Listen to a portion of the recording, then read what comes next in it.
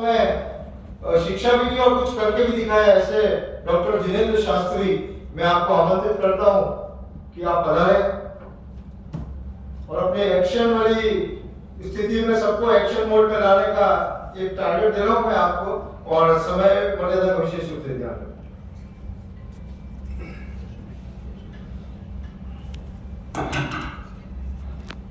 आप सभी को जय विवाह। हमारे बीच में इस बहुत ही शानदार और जानदार आयोजन में जिनसे यूं कहूं कि मैं उनके व्यक्तित्व से बहुत प्रभावित हूं। जब इतिहास का भी लिखा जाएगा भाई साहब, तो निश्चित ही आपका नाम भी, जैसे लाल बहादुर जी शास्त्री को उनकी सादगी का नाम याद किया जाता है, आपको भी सादगी का नाम याद किया जाएगा। मैं आज इस मंच से घोषणा, आदरणीय बाबूलाल जी खरगे साहब, अगर मुझे पता है आप बात में मुझसे नाराज होंगे, लेकिन मैंने पहला ऐसा राजनीति का, मैं बहुत बुला के वैसा साथ रहा हूं, मैंने बहुत सीखा है, लेकिन मैंने आपके जीवन से सीखा है। ऐसा व्यक्तित्व भी इस धरती पे हो सकता है जो चुनाव के लिए किसी से पैसे नहीं मांगे। अगर देखना हो यार तो यहाँ देखना। ये मैंने जब सुना तो मेरे रोंगटे खड़े हो गए। बहुत अधिक में बोलता हुआ मैं बहुत सौभाग्यवान हूं कि मुझे आज आपके साथ मन साझा करने का अवसर प्राप्त हो। आदरणीय बाबूलाल जी खरगे साहब जो जनजाति क्षेत्र में और विशेषकर पर्यावरणविद हैं, बाल काल से ही प्रकृति का जिन्होंने अपना जीवन बना रखा है, ऐसे आदरणीय खरगे साहब हमारे बड़े भ्राता और एक व्यक्ति और कई व्यक्तित्व ऐसे आदरणीय एस एस सानुदेव साहब। शांतिपीठ का मैंने हमेशा नाम सुना, लेकिन शांतिपीठ पर्यावरण के लिए इस प्रकार की मुहिम चला सकता है और जीते जागते एक वृक्ष के रूप में सबको शांति का फल देने वाले आदरणीय अनंत गणेश जी त्रिवेदी साहब गुरुदेव हमारे बीच में पधारे। पूर्व कुलपति आदरणीय उमाशंकर जी व्यास, उमाशंकर जी शर्मा साहब, आदरणीय बड़े भ्राता जीपी जी सोनी साहब, आदरणीय श्रीमाली जी बहुत सुंदर संचालन कर रहे, जो कुमावत होकर भी भरत है, ऐसे भाई भरत जी सभी मेरे सामने बैठे हुए भाइयों बहनों पर्यावरण बेटी। मैं बहुत संक्षिप्त में बोलूंगा क्योंकि मैं शास्त्री हूं, तो मेरा जवाहरात का व्यापार है। आदरणीय वीसी साहब को बताना चाहूंगा, पेड़ लगाने से ग्रह नक्षत्र भी सुधरते हैं। अगर किसी के पास बहुत कम पैसा हो, पोखराज खरीद नहीं सकता हो, नीलम नहीं खरीद सकता हो, पेड़ लगा दे रहा, निश्चित ही उसके घर में लक्ष्मी का वास होगा। प्यारे भाइयों, मैं इस बात के लिए आपको कहना चाहूंगा कि 5 प्रकार के जीव होते हैं। पृथ्वी का एक, जल का एक, अग्नि का एक, वायु का एक और वनस्पति का एक। ये वनस्पति भी एक इंद्रिय जीव है शास्त्रों में।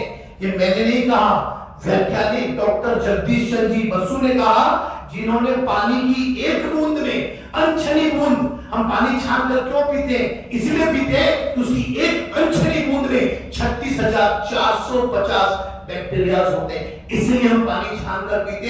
उन्होंने कहा पेड़ में जीवन है, पेड़ में जीव है। मेरे घर के पास में पेड़ लगा है गुरुदेव, मुझे संगीत सुनने का शौक है, वो पेड़ बहुत बड़ा हो गया, तो मैंने वन के अधिकारी को पूछा ये पेड़ सब एक साथ लगे, इतना क्यों बड़ा हो गया? उन्होंने कहा पेड़ों को संगीत से भी प्यार। ये देखिए प्रकृति कहां हमको सिखाती है। और मैं भी जब वक्तव्य चल रहा था तो मेरे ध्यान में एक विषय आया कि पेड़ को लगाना तो अहिंसा है, लेकिन पेड़ों को काटना हिंसा है। क्योंकि जितनी हिंसा रामायण के समय में नहीं हुई, उससे अधिक महाभारत में हुई। और अभी पूरे विश्व में आपको बताते हुए मुझे दुख हो रहा है, 15 अरब पेड़ प्रति वर्ष काट दिए जाते हैं, बदले में पूरे विश्व में 1 अरब लगते हैं हम कहां। मैं बहुत साधुवाद देता हूं युवाओं की तरफ से।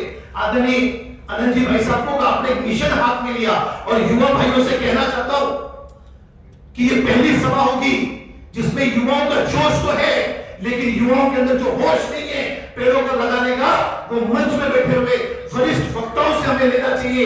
क्योंकि 1 जून से 8 जून तक हम अभियान तो बना देंगे, लेकिन क्या आपके घर के पास में कोई पेड़ लगा है?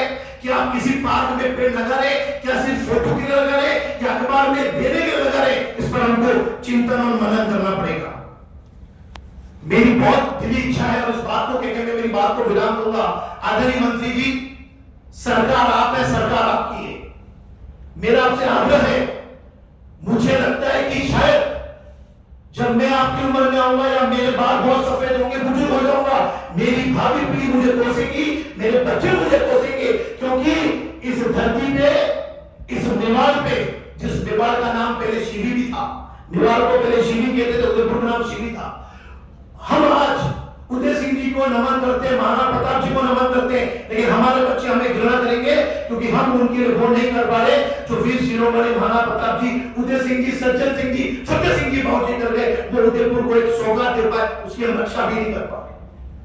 मैं सम्मानित मन से आग्रह करना चाहूंगा, आदरणीय मंत्री जी आपसे आग्रह करना चाहूंगा, आप पर्यावरण प्रेमी हैं, क्यों ना उदयपुर में 4 स्थान को चिन्हित करके गुलाबबाग जैसा एक केंद्र बनाया जाए, प्रयास किया जाए।